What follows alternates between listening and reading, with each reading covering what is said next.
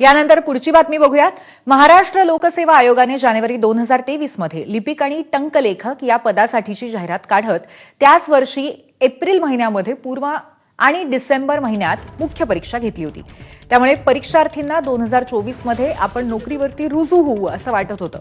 मात्र आता परीक्षेला 2.5 वर्षांचा कालावधी लोटलाय तरी अजूनही अंतिम निकाल लागलेला नाहीये आणि परीक्षार्थींमध्ये नैराश्याची भावना निर्माण झाली आहे।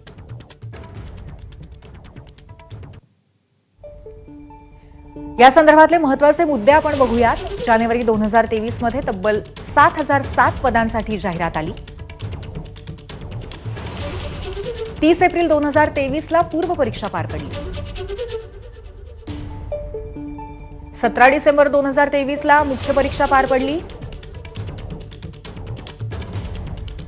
टायपिंग कौशल्य परीक्षा 4 ते 13 जुलै दरम्यान 2024 ला पार पडली।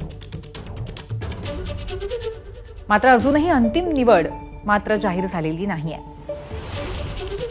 हे सर्व परीक्षार्थी एमपीएससीचे परीक्षार्थी आहे आणि 2023 मध्ये यांनी परीक्षा दिलेली होती। मात्र आज 2025 मध्येही ते आपल्या अंतिम निकालासाठी आणि नंतर नियुक्तीसाठी वाटच पाहत आहेत। कोणती परीक्षा तुम्ही दिली होती आणि काय स्थिती आता झालेली आहे? सर, लिपिक टंकलेखक फेब्रुवारी 2023 ला ॲड आलेली। एप्रिल 2023 ला आम्ही पूर्व परीक्षा दिली। त्याच्यानंतर डिसेंबर 23 ला आम्ही मेन्स दिली। त्याच्यानंतर आमचं तब्बल 6 महिन्यांनी स्किल टेस्ट झाली।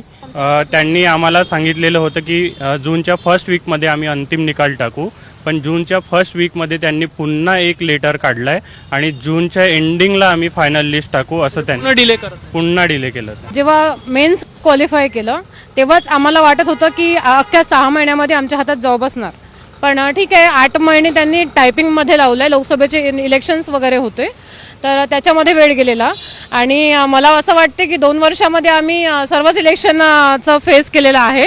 आता परत समोर महानगरपालिकेच्या इलेक्शन्स आहेत, त्याच्यामुळे आमच्या मनात परत हीच भीती की या इलेक्शनमध्ये पण आम्ही अडकायला नको। आता बोलायला शब्द कमी पडत आहे मला, खरं सांगतो म्हटलं तर, कारण खूप मानसिक त्रास होता सर्वांनाच।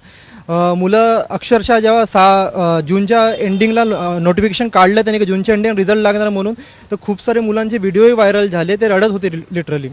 तर आता मी बोलत आहे इथं, पण मला माहिती आहे की माझी मानसिक स्थिती काय आहे म्हणून। सर, आमची मागणी एकच आहे की हा अंतिम निकाल थोडा लवकरात लवकर प्रसिद्ध करावा, आणि कारण की समोर बघितलं तर स्थानिक स्वराज्याच्या निवडणूक आहे, तर त्यामुळे आचारसंहिता पण लागेल आणि थोडं रेकमेंडेशन लेटर लवकर येईल तर बरंच चांगलं होईल।